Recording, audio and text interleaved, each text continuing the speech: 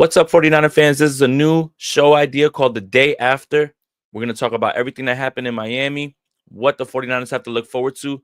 And Kyle Shanahan just spoke to the media and gave us some injury updates. Stick around right after this. Welcome, everybody.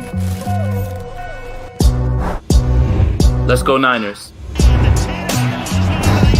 My name is Jason Aponte.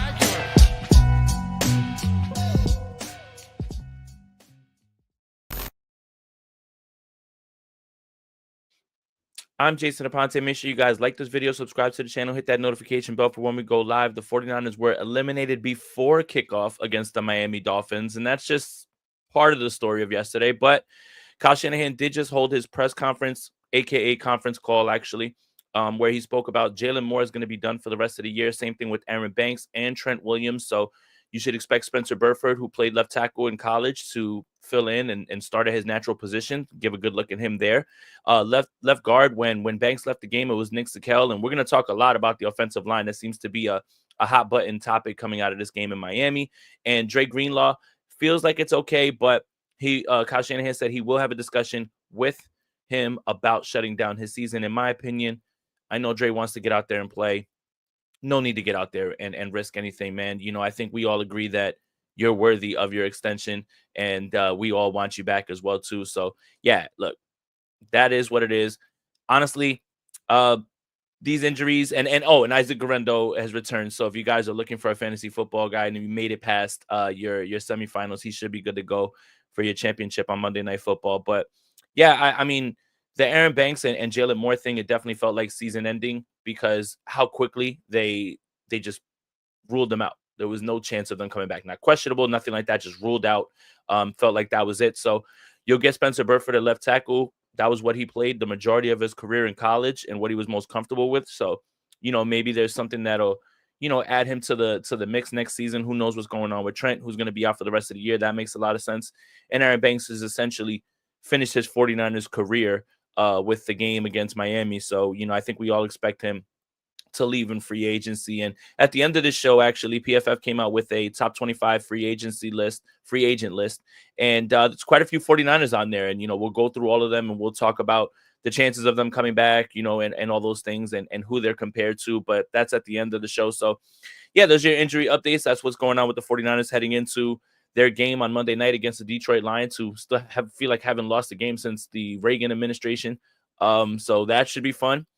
But a lot of the talking points out of this game are surrounding Brock Purdy, the offensive line, and, obviously the same sort of discussion about what people are comfortable, paying Brock Purdy, even though they aren't. I know the discussion, what you guys are talking about, but I did kind of want to start with the offensive line.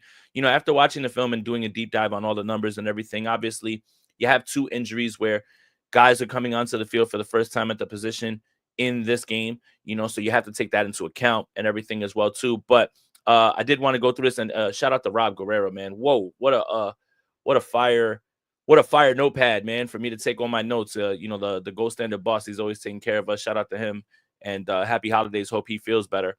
So the offensive line is 64 snaps, 47 pass snaps, 16 pressures, 11 hurries, 2 quarterback hits, and 3 sacks. That's 16 altogether. And the reason that I say that is because Kyle Juszczyk allowed a hurry and a pressure on 2 pass blocking snaps, a 35.2 pass blocking grade. And Patrick Taylor allowed a sack and a pressure on 10 snaps, 59.2 pass blocking. So we need to make sure that we contextualize that. But I wanted to start with Jake Brendel because it felt like this was one of his worst performances of the season. And I know, guys, we're not super high, right? We're not super high on Jake Brendel. Just got to get through the season, and then hopefully the 49ers figure out the center position. But just to go through some of his numbers that absolutely match the eye test when you watch the game and you watch the game back. 64 snaps, a sack, a quarterback hit, 2 hurries, 4 pressures, 48.7 offensive grade, 61.3 run blocking grade, 51.6 pass blocking grade. Now, on 16 true pass sets, and the way true pass sets are defined are no screens, no play action, and anything less than 4 pass rushers, right? So that's the way that you would define that. If it's play action, if it's screen, if it's something that doesn't have drop back stuff in it, it's not a true pass set. So the 49ers had 16 true pass sets in this game. And, again, no play action, any of that. Brendel allowed a sack, a quarterback hit, a hurry, 3 pressures, 24.3 pass blocking in true pass sets. And that just matches what you saw on the film. We've seen it timeless points in different games where he's just watching someone run past him and he's on the film looking at the guy sacking Purdy or diving at his feet or just disrupting the play. So look, I understand what they value at the center position, short shuttle, 3-cone, that type of thing, for the pulling and the run game and getting outside zone. But the problem is anchoring in these true pass sets in the drop back game. And Weston Richburg is a good sign of somebody who successfully did it, but he only did it for a little while in 2019. And Alex Mack was the next best thing. But other than that, the 49ers have really struggled when they haven't had a center that they can have anchor in pass blocking and really do all the things that they want to do. So I expect the 49ers to look into the draft and look into this season, perhaps in free agency and address this. I don't think you can run it back with Brendel again next season, but Forrester loves him. Shanahan loves him. They refuse to say a bad thing about him, but I think we all agree that it's time. Like let's invest. Let's start over. If this next chapter, like I tweeted out last night, if this next chapter is going to be tied to Brock Purdy and how far you go as the 49ers coach, let's try to give him everything that he needs to succeed and things that can improve. So moving on, Colton McKivitz, right tackle, 47 snaps, 47 pass snaps, 3 hurries, 2 and a pressure, and a 70.9 pass blocking grade. In the 16 true pass sets, 2 hurries and a pressure, 64.4 pass blocking. McKivitz was all right. He was okay in this game. I think, again, the frustration with everyone and McKivitz is all right's not enough. And I don't really have an argument against that. I think everyone wants to see an increase in play, but McKivitz is just, he was all right, and that's usually how we walk away coming from these games. He's all right. Like he's definitely played better this season than last season, but he's all right. He's steady. He's solid. Moving on to left tackle, Jalen Moore had 23 pass snaps before his injury, sack, hurry, 2 pressures, 42.3 pass blocking. In the 7 true pass sets that he was in, clean sheet, didn't give up anything. No hurries, no pressures, nothing. 72.2 pass blocking. It's funny, the Jalen Moore thing, you lose Trent Williams and you feel like, well, Jalen Moore is in trouble. Jalen Moore, for the most part, has been solid. He has not been an issue. And I think he has an expiring contract. The 49ers have something interesting to do here with whether they bring him back in depth. Maybe someone has seen how well Jalen Moore has played and they give him a little bit more. You know how linemen are a little bit not overvalued, but the idea of bringing in as many as you can. Jalen Moore has been very solid. I think he was fine, man, in this game as well, too. But unfortunately, injured, out for the season, as Kyle Shanahan reported in his press conference today. Spencer Burford stepped right in, 24 pass snaps, QB hit, hurry, 2 pressures, 58.1 pass blocking snap grade. That's a better grade than Jalen Moore, but in 9 true pass sets, quarterback hit, hurry, 2 pressures, 29.8 pass blocking. So the way that you really should be contextualizing these numbers is pass blocking overall includes screen passes, play action. Sometimes those plays take a little bit longer to develop. Then you have those issues with the pressures. True pass sets are just straight drop back. And I think when you look at this, you say, well, Jason, Spencer Burford had a better pass blocking grade than Jalen Moore, but Jalen Moore was better in straight drop back moments. And I think that's kind of tied to how the last drive of this game goes, right? There's not going to be much play action. You really just got to get the ball down the field. Those are the true pass sets. Those are the times where you really find out where the pass blocking is and when these guys excel. So on the flip side, Spencer Burford, very good, a little bit better in pass blocking overall than Jalen Moore. Jalen Moore, spectacular in true pass sets. Do with that information what you will. Jalen Moore, again, his season is over, unfortunately. Aaron Banks, 31 pass snaps, clean sheet, 55.0 pass blocking. 10 true pass sets, clean sheet, 70.2 pass blocking. This one's tough because there felt like there were plays in this game where Banks was kind of getting beat, up the middle. Calais Campbell had himself a very good game. But according to PFF, clean sheet. all the way through and through, on 31 pass snaps and on 10 true pass sets. So does that match? I didn't really see anything too egregious on the film. Just felt like during the game that it felt like there was moments where the pressure was coming inside.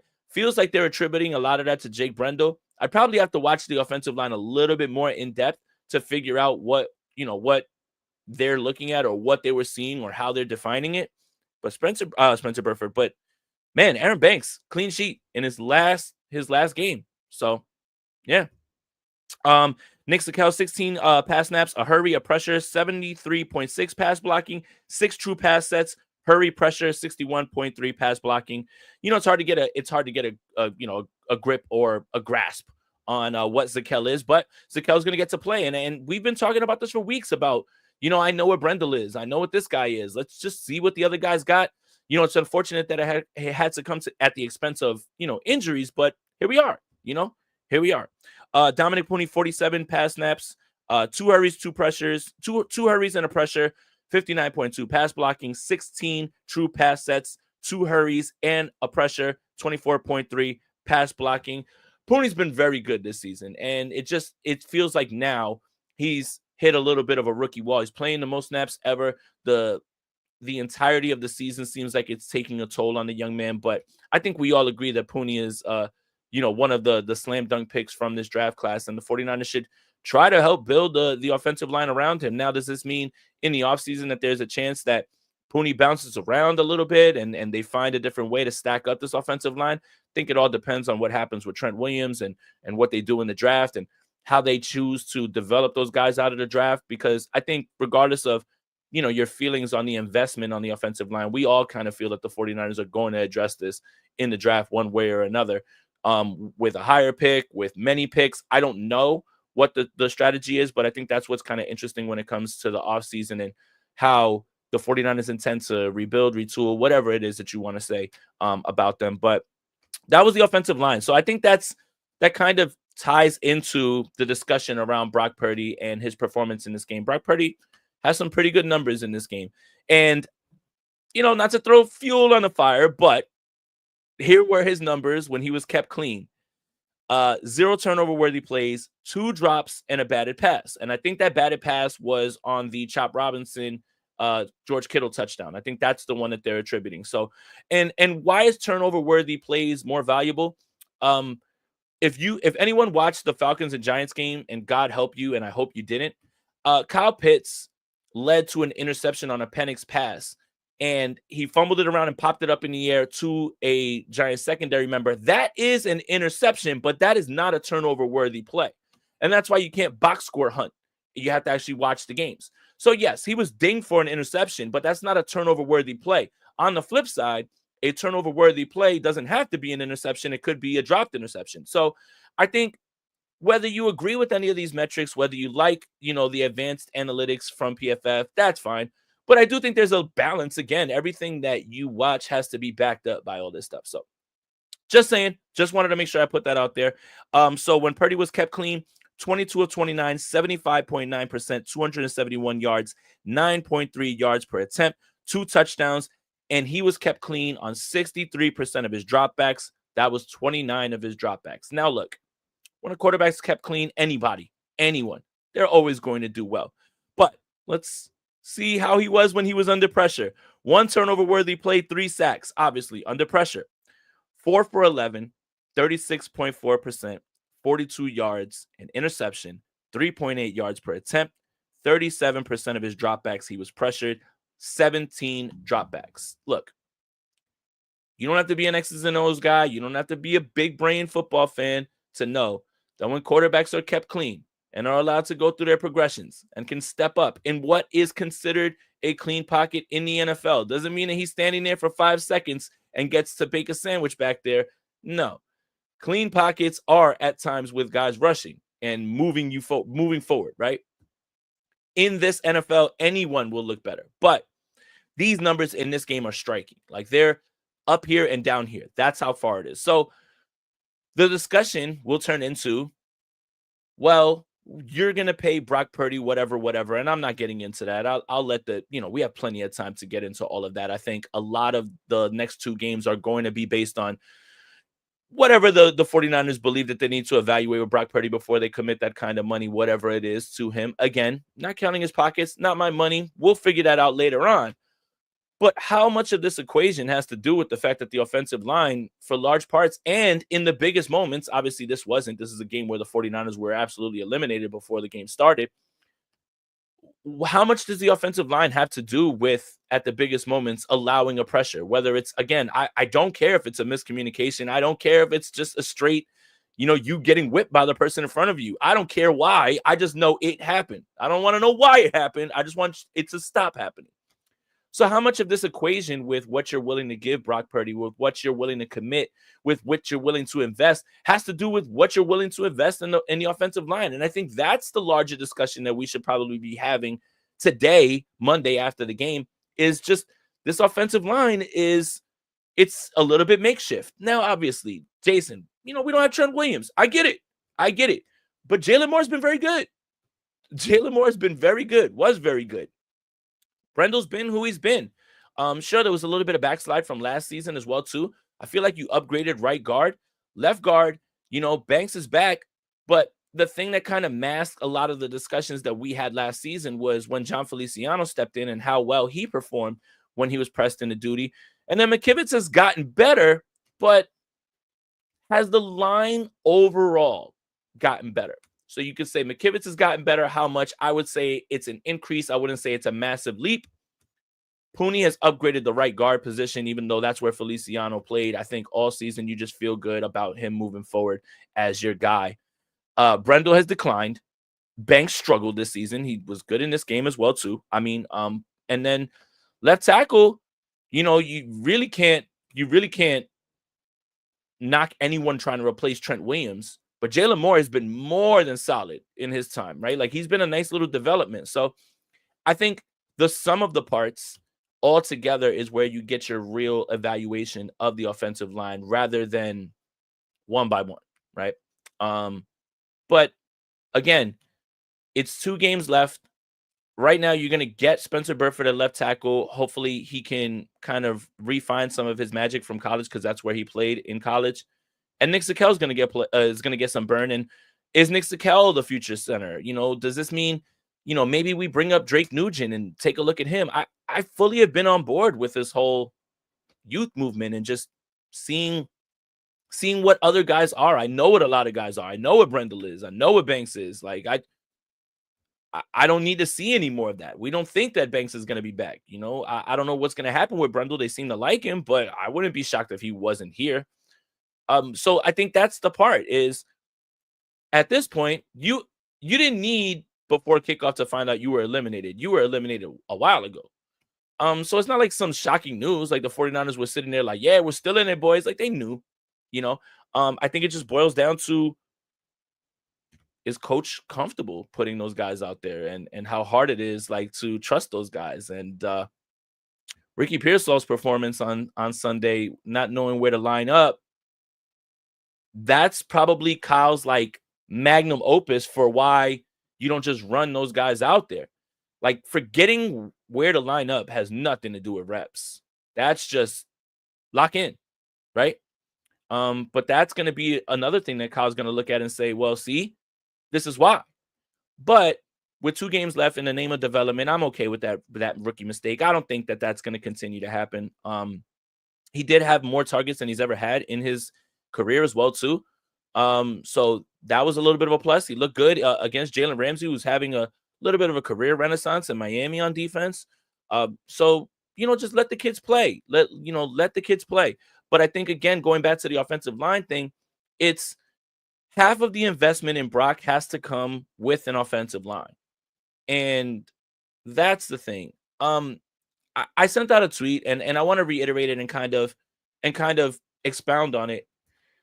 The search for the elite quarterback isn't the issue. It's the sheer number of elite quarterbacks that are available. And the list is 4. It's Patrick Mahomes, Lamar Jackson, Josh Allen, Joe Burrow. Now, Joe Burrow's been injured because his offensive line allowed him to take a beating. Patrick Mahomes got absolutely boat raced in a Super Bowl because he didn't have an offensive line. Josh Allen is at times making things happen without a line. And then obviously Lamar Jackson, they have good guys there and everything, but the scheme is so solid and he's so dynamic.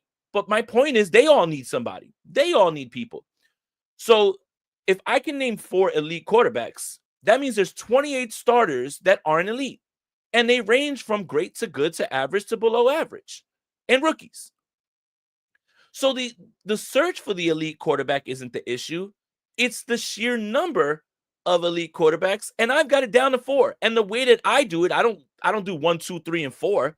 I do Mahomes as the top tier, and then Lamar and Allen in the next tier, and then Joe Burrow right behind. So you got 3 tiers of elite quarterbacks. All 4 of them are there, but it's 3 tiers, and 1 sits by himself. 2 are lumped in together. And then Joe Burrow's right behind because he's having a magnificent season. The Bengals season has nothing to do with Joe Burrow. But it's not the problem about the search for the elite quarterback. It's the sheer number of them. And sure, week to week, you can make arguments for other people. I see a lot of people saying Justin Herbert. I think we all agree that he has an elite arm. And for every one of those elite throws, you have one of those mind-boggling interceptions that he threw, just like we saw on Thursday night. I saw somebody bring up Jalen Hurts. That's a flat-out no. He's not elite in any form or fashion. None. So everyone is kind of just slotting themselves in week to week. 1 week, it could be Goff that's higher up. 1 week, it could be this guy that's higher up.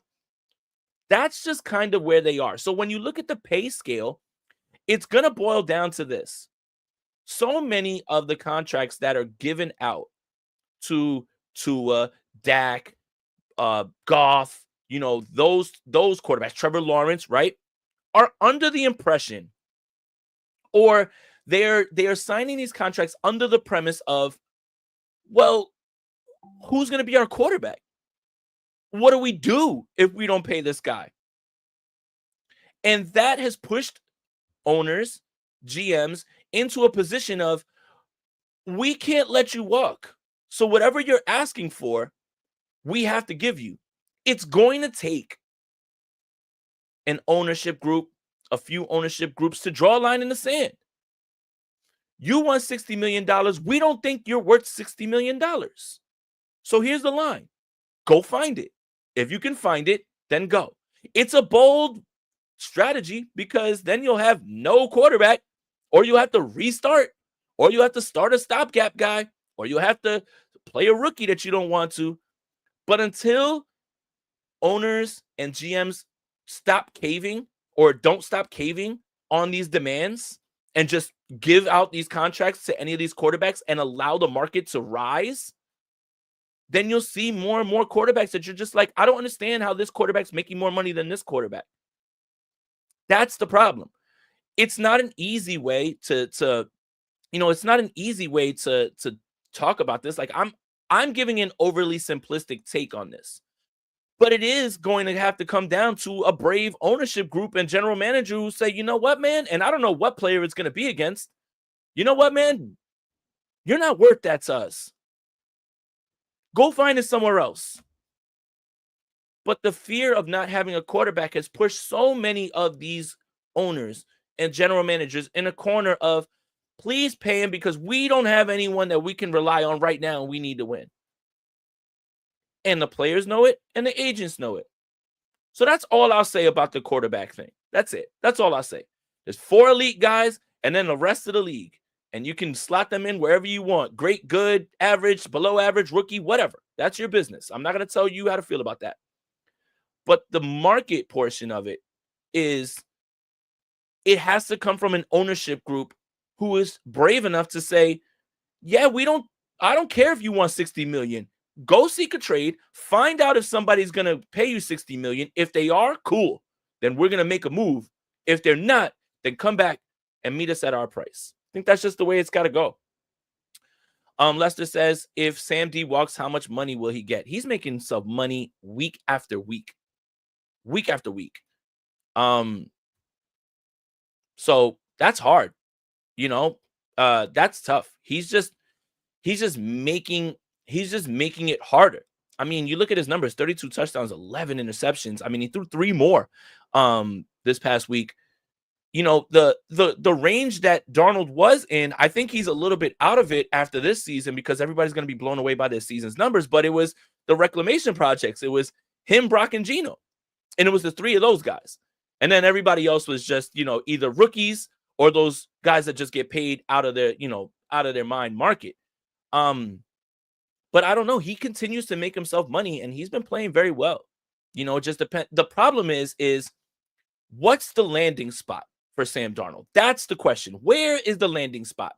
So Kirk's going to be available. He'll be available. Aaron Rodgers will be available. Minnesota is likely going to run with J.J. McCarthy, who's cheap, and they invested in him, right? So you don't pay that type of money to Darnold, who you use as a stopgap, and you got Daniel Jones sitting around just being your backup. You're fine. You're just going to roll with the rook. That's what your plan was.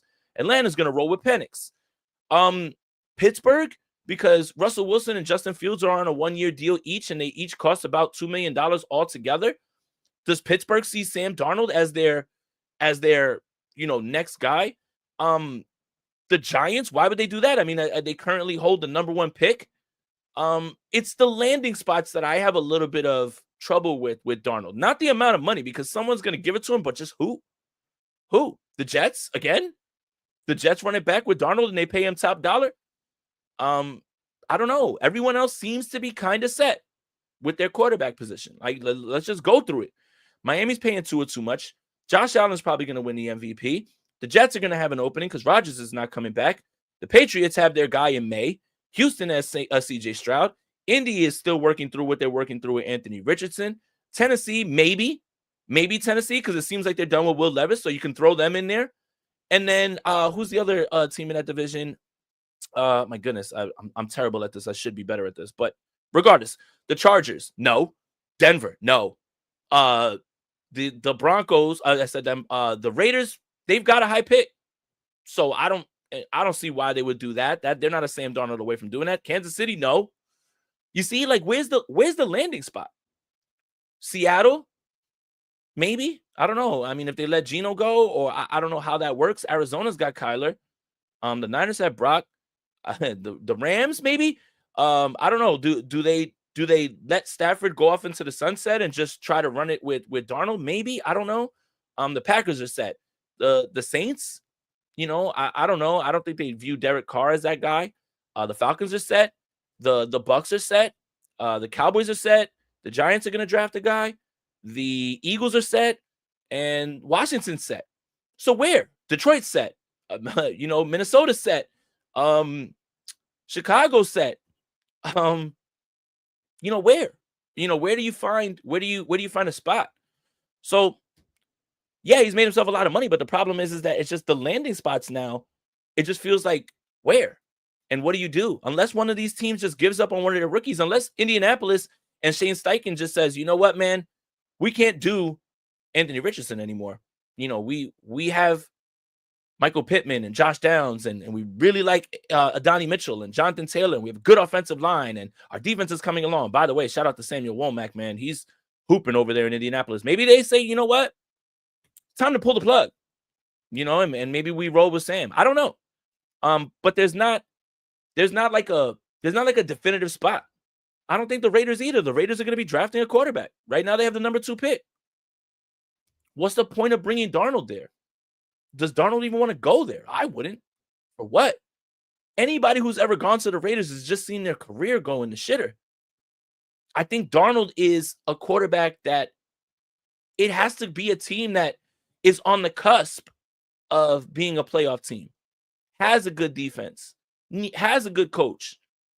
Sending him to the Raiders would only just push him back into the spot that he was before because of the lack of coaching and culture and the team, So enough about Sam Darnold, but I did think that was an interesting conversation just based on me just going through who it could be that would sign Sam Darnold. But that's the Brock Purdy stuff. I don't really want to talk about that. You know what I want to talk about? I want to talk about George Kittle. And you know why I want to talk about George Kittle? Because he's been an absolute bright spot for the 49ers this season. This guy is somebody that I'm on board with making a lifetime 49er. And I want to kind of just run through. Yeah, obviously he had 100 yards in this game. Probably had an easy touchdown. Chop Robinson blew that up. But I wanted to show you guys how good he's been. And remember, he's missed games this season. So where he ranks in the tight end yards position, right? Like in the NFL, the leaders. Brock Bowers is number 1 with 1,067 yards. That is 100 yards more than George Kittle. George Kittle has 967. Brock Bowers has 4 touchdowns. George Kittle has 8. Listen to this, though. Brock Bowers has 132 targets and 101 receptions. George Kittle, 81 targets, 68 receptions, 14.2 per reception to 10.6 per reception for Bowers. George Kittle is insanely efficient, having one of the most efficient season of his career. And he's doing it on only 81 targets and having missed many games. George Kittle, don't ever leave. They better retire that number. I will be very, very frustrated if George Kittle's not here for his entire career. And at age 31, still the best in the league, still the best in the world. You know, Brock Bowers is having a phenomenal season. But when you look at the efficiency, you have 30 more receptions, 20 more receptions. I apologize. 20 more receptions. And you have 100 more yards on 20 receptions and almost 50 plus targets more than Kittle and 4 less touchdowns. Yeah. Kittle's a man and he needs to stay. And I want to talk about that because there is little things to, it's hard, because this season's been trying and we're all frustrated, but let's go. Let me see that. Jason Michelin says, hey, Jason, your Brian Thomas Jr. pick over Jordan Addison helped me get into the championship this week. You're welcome, Jason. And I'm glad that you made the championship. By the way, Brian Thomas and Devon Achane, that 50-yard Devon Achane touchdown. I'm sorry, 49ers fans. I was losing by 4 points with just him to play. That 50-yard touchdown pushed me into my dynasty championship. So shout out to Brian Thomas. Shout out to you, Jason. Yeah, man. And we'll discuss it again. I mean, it's going to be tough this week to do State of the Franchise and do all our fantasy stuff just because of the holidays. By the way, guys, happy holidays to you and your family. Hope you guys are enjoying your time with your family. Enjoy your time. Call your people. Check on your people. Make sure that you do all the things that other people wish they could do with their loved ones that, for whatever reason they can't. But maybe on Thanksgiving Day or Christmas Day, I'll put it out on Twitter. Like if anybody has any other questions, we've been doing pretty good with the picks, but shout out to you, Jason, man. You're welcome, man. And love the name. But yeah, I wanted to shout out George Kittle. Now, here's where the conversation is really going to get funny. I write an article every week called Gold Jackets, where no matter what happens in the game, I have to give out a game ball. And trust me, it's been harder than it has been easier to give out game balls on offense and defense. Usually it's just George Kittle all the time, or Juwan Jennings or something like that, or Brock has a really good game. On offense, my honorable mention was George Kittle, but the gold jacket that I gave was to Tyshawn Samuel Sr. And get it out in the comments. Go for it. Too little, too late. Where was this a few weeks ago? Go get it all out. I hear you. Go get it all out.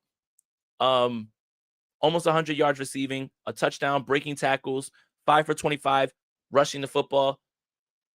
That game was a vintage Deebo Samuel game. It just came at the worst time possible. My question to you guys would be this, and I think this is kind of going to tie into what Kyle Shanahan and a lot of the guys have said. Like George Kittle's been like, oh, he's on the cusp. Kyle Shanahan has said, yeah, I think he's ready to break out. Is that game and that display of juice that he still has a little of, is that enough to like not move on from him altogether? And do the 49ers look at that game and say, see, it's there. We told you we're not moving on from him because he is one of Kyle's guys. I wonder if that game was enough. I wonder if that's enough to keep him here. I don't have an opinion. Right now, I don't have an opinion until I understand exactly what are the ramifications. Obviously, post June 1, how do you move them? Anything like that. But I just wouldn't be shocked if Kyle and them look at Deebo after that game and say, there it is. We told you. We were trying to tell you. He still got it, man. Unk still got it. I wonder if that's enough to keep him in. Just asking a question. But just in a vacuum on Sunday, Deebo Samuel looked great. Looked great. The 49ers couldn't run the football. I think we've reached the limit of any running back can be in this room. Just watching Patrick Taylor play, that's not true. So we can kind of put a limit to that on the offense, where we say, any quarterback can operate it, any running back can get a bunch of yards. No, that's not true. And to be fair, Miami's defense is very good against the run. All season have been very good against the run. So that's a little bit in it, but still at the same time, it did look like they didn't have a chance to get things going. A little bit of that was the run blocking. A little bit of that is just Patrick Taylor's just a serviceable NFL player. But Deebo Samuel had a really good game, man, and that was kind of cool to see. I think Juwan Jennings had a pretty good game, but again, it was just the last moments when you have the 2-minute drive, right? You have more than 2 minutes left, and Brock has the ball, and he's trying to layer a throw over the linebacker, and he gets hit. Again, the offensive line is just at the worst moments, they cave. And again, I don't care if it's a miscommunication. I don't care if it's you getting your ass beat. The point is, I don't want it to happen regardless. Me finding out why it happened doesn't make me feel better. You know why? The result of the play was still Brock getting hit and the ball just floating right into a Miami defender's hands and effectively ending the game. So it's always the offensive line can have more good plays than bad, and you would hope so. But the biggest plays, it always kind of seems like the offensive line folds or allows something to disrupt a play that should be had. And I think we saw it again. But yeah, I think it's just he did. Hugo, he clipped him with his foot. That's why he didn't move any further after that. And then Achan ran in the 50-yard touchdown. But I think that's it. I overall didn't really think that Brock had a bad game. I didn't. I don't think he had a bad game. But I think what fans' frustrations are, yeah, that was tipped. That was tipped by Chop Robinson, though. Laser Cat. That was and I think this is the criticism after watching it. That ball had to be out way before that, like quicker than that. Because it wasn't even necessarily a pressure. It was just defensive lines are all ready for the quick game. And I think this, again, if this is your argument with what you're upset about Kyle and what he needs to adjust, is we're not going to get the quarterback because there's not a lot of long developing routes. We're actually going to overload blitz him so they can get the ball out, and we know where they're going to throw the football. So the idea that they know the protection scheme and how the offense runs is a little bit more indicative of an issue than just the sum of the parts of the offensive line. And what I mean by that is, if you overload blitz on the left side, then as a quarterback, you're taught to get the ball out to that side because that's where the numbers are, because you're bringing more from that side. But the problem is if I'm not going to get there, I know it's going to be a short intermediate throw that's going to be over my head. Get your hands up. So let's bat the pass down. And that'll lead you to more of the answer about the issue with batted passes. Is defensive lines, defensive teams, all kind of understand exactly what the 49ers do when it comes to protection and how they run their offense. And it's gotten to a point where guys are like, we don't have to really, really get at Brock, get near him to disrupt things. And that's why you're seeing the batted passes. So in that instance, he has to recognize that Kittle's going to break off of that and be wide open, which he was. But before he even turns to look for the football, that ball's got to be on him. And when you wait just that hair of a second, Chop Robinson's there and he gets his hand up and knocks it away. That's the issue more than anything when it comes to that. The batted pass thing, everyone's going to say height. I don't think it's height. I mean, Justin Herbert leads the league in batted passes, and he's 6'6". But for the answer to the 49ers' problems with the batted passes, it's more defensive lines and defenses understanding exactly what the 49ers do on protection schemes and knowing we just got to get our hands up and knock the pass down. And Brock is trying to get the ball out quickly to a quick underneath route because he doesn't have separators right now besides George Kittle. Juwan Jennings is a fantastic receiver and he's having a great year, but down the field, he's not a separator. A lot of his routes have to be on comebacks or have to be on condensed splits where he can get to the spot quicker. You don't have separators down the field right now. So everything has to be quick. Deebo Samuel had 98 yards, if I'm not mistaken, 98 yards. 93 were yards after the catch. This number is hysterical. 2.66 yards per route run, right? That's a really high number. It led the team. His average depth of target was 2.3 yards. What? So everything is just a slant. Everything's just a tunnel screen. Everything with Debo, that's what it is. It's nothing down the field. Juwan Jennings averaged 7.9 yards per attempt on or average depth of target. So everyone understands what the 49ers offense is looking like based on who's there, injuries, all of those things. And they understand the protection scheme. They understand how they operate the offense, what they're told to do. Now, this is where the people who have issues with Kyle Shanahan say, you need to figure this out now and adjust. And I don't disagree. Not disagree about that at all. It feels like the Shanahan tree is falling behind and the McVay tree is finding a way to, move it up. Now, look, McVay has Matthew Stafford, fantastic quarterback, can make all the throws. Kevin O'Connell's doing a great job. He's a McVay guy. Came from Los Angeles, doing an incredible job. A lot of bootlegs and play action, misdirection, putting Sam Darnold in a spot to get him layups and get him in the mood. Oh, and by the way, Justin Jefferson and Jordan Addison are really fucking good at football. That helps too. And then you got Ben Johnson, fake fumbling all over the place and just acting a fool. That's a McVay guy. The Shanahan guys are falling behind right now. McDaniel, Shanahan, Slowick, Kubiak, Shanahan. Those are the guys that are kind of having to go into this offseason and figure out something different because everyone is punching back now at that. But the McVay tree is the one that's kind of elevating things a little bit more. The only guy from the Shanahan tree that I could say is really, really cooking this year is LaFleur. And LaFleur is doing it with the run game.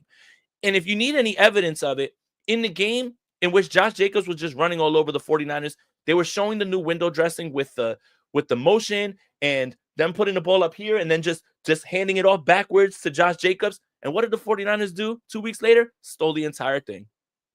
LaFleur is innovating. The Shanahan tree is behind. The McVay tree is moving up. And they're finding new ways. Again, McVay has Stafford and Puka and Cooper Kupp and Kyron. Those are really good weapons. Those are really good weapons. Sam Darnold has Justin Jefferson and Jordan Addison and Aaron Jones. But those guys are getting put in positions that the 49ers aren't right now. And what's going on with D'Amico? Bobby Slowick is part of the Shanahan tree. They're behind. And, by the way, while I can say this truthfully, C.J. Stroud's regressed. But my goodness, that offensive line is awful. And now you couple that with the fact that you lost Tank Dell, you lost Stephon Diggs, it's Nico Collins. They just claimed Deontay Johnson, and the NFL is so funny, right? Like they claimed Deontay Johnson and they literally play the Baltimore Ravens on Wednesday. Wouldn't it be hilarious? The funniest thing in the world is if Deontay Johnson walks into the building, works his ass off for 2 days and gets in there Wednesday, scores a touchdown against the Baltimore Ravens. I love the NFL. It's the best theater in the world. But what's going on with D'Amico is Bobby Slowick and that offense, their offensive line, bad. Their quarterbacks regressed. They have injuries. Wait a minute. Hold on. Miami, offensive line bad. Quarterback got hurt. They've had a lot of injuries. Wait a minute. Hold on. Offensive line is bad. The quarterback has regressed. They had a lot of injuries. Hold on. Wait a minute. The New Orleans Saints, a lot of injuries. Offensive line is bad. Quarterbacks regressed. Just something to think about. But I do think that that's where the crux of the argument is with Kyle and what you're thinking about what he needs to evolve. So, yeah, the Shanahan tree is behind the McVay tree right now. And those guys have to figure out how to catch up to Ben Johnson and Kevin O'Connell and Sean McVay and Liam Cohen from Tampa Bay. He's not a part of the tree, but these are the guys. These are the hot names, right? All the coordinators that are hot names eventually that get jobs, right? It was D'Amico, it was Kyle, it was all these guys, right? But now the names on the tip of all people's tongues when it comes to who's about to be a possible coaching replacement, it's Ben Johnson, it's Liam Cohen, it's those guys, and they're offensive guys. But yeah, the Shanahan tree's got to catch up. They got to catch up. And I think, and look, this is exactly what Story 4x4ing says, fix the O-line. All of those teams, Miami, Houston, San Francisco, New Orleans, believe that through the system, through the rules of the system, through the play call, we can overcome the issues of the offensive line. On the other side, the Detroit Lions have drafted and drafted and drafted and picked up guys and fixed that offensive line. Taylor Decker was already there. You draft Penei Sewell, now you're cooking with gas. And then you end up with one of those great offensive lines. The Green Bay Packers drafted and drafted and drafted offensive line. Their offensive line is great. There's a philosophy change that's going to have to come this offseason, offensively and in the way you construct the offense through your roster. You can no longer say at this point, we can get by with average to below average offensive line play if we operate our offense and execute it and throw the football quicker and mitigate all of that. It's not how other teams are being successful right now. And it's not how other teams are building stronger programs. The 49ers have had a ton of success. They've won a lot of games. They've gotten to the big game. Haven't finished the job. But if you notice around the league, the other teams that are following that philosophy, Miami, Houston, San Francisco, New Orleans, all Shanahan guys, including Shanahan himself, and they believe the same things because they left that building and they went and they helped, build those teams the way that they're built. So, yeah, there's a discussion about the coach as well, too. I don't want to talk about Jake Moody because I feel a little bit sad that it took everyone to have a bunch of missed kicks to already say, oh, that was a terrible third-round pick, when it was a terrible third-round pick when it was first turned in, and everyone called me a madman and said, Jason, you're just being dramatic. He's the best kicker in college. The only way that pick was going to be worth it is if he became the greatest kicker of all time. And as you can see, he's not that. And he might not even be an NFL kicker at the end of the day. Hell of a job, guys. You really know what to do with those third and fourth round picks. Let's try to get that. We found our franchise punter on the street. Shout out to Pat O'Donnell. He's a baller. Don't let Mitch Wisnowski back in the building. Cut his salary. Get him out of here. Pat O'Donnell, you're a lifetime 49er, pal. You're not going anywhere. But the Jake Moody pick, I don't want to hear anybody complaining about it because when I complained about it when it first happened, everyone said that I was overly dramatic. He's not good. And that was a horrific, arrogant pick. That's it. That's all I have to say about that. Kyle Shanahan being mad that the kicker they chose can't make kicks. Well, if it's not the consequences of my own actions. I thought that was pretty funny. But it's fine. I don't get mad when he misses kicks anymore because I was right from the outset that was a terrible pick. You don't draft kickers. You go to Trader Joe's and you ask about them. He can be cheap. You can get a cheaper kicker, Story 4x4ing, and have them be better, i.e., both those guys that they brought in, i.e., Joey Sly. Remember when Robbie Gould held out and we were like, oh, you can't let the kicker walk? That's your first sign that you should have realized that they overvalued the kicker and should have just said, you know what? You want to hold out? You're lucky that we give you a jersey. It's crazy. It's crazy.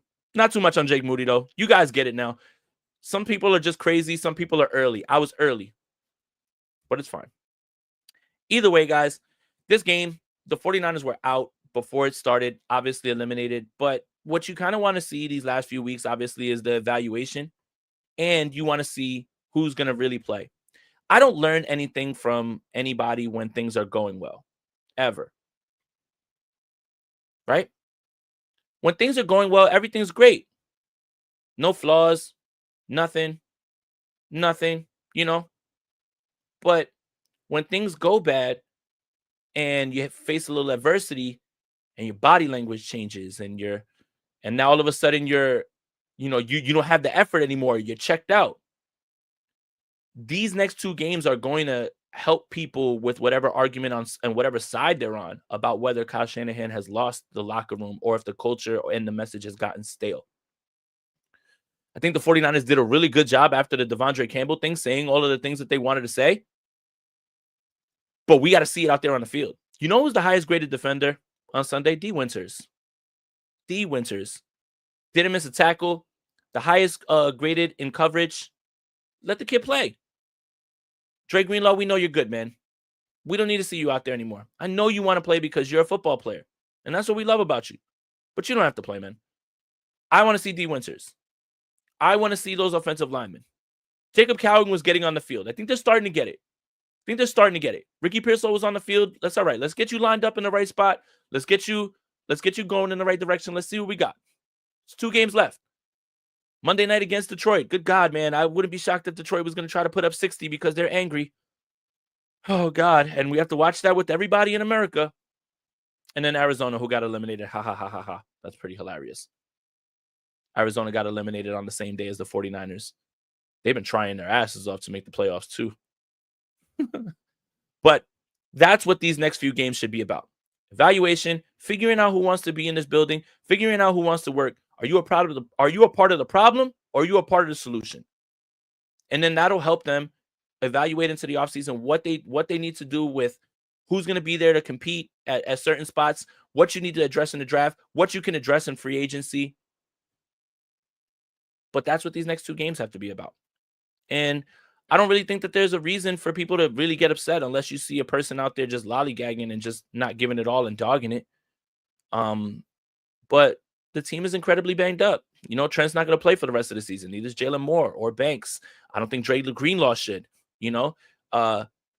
Talanoa Hufanga, you showed me enough as well too. You shouldn't have to play with that club either. Let's see somebody else.